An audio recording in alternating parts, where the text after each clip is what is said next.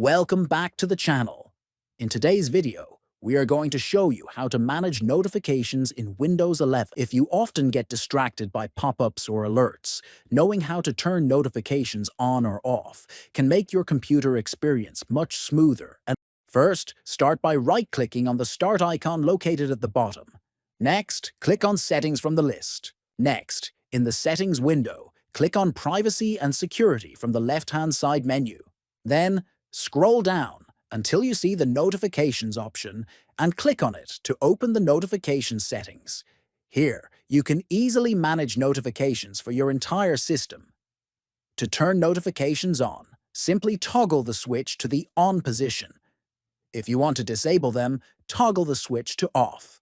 If you found this guide helpful, make sure to subscribe to the channel, give this video a thumbs up, and share it with friends. Thanks for watching, and see you in the next video.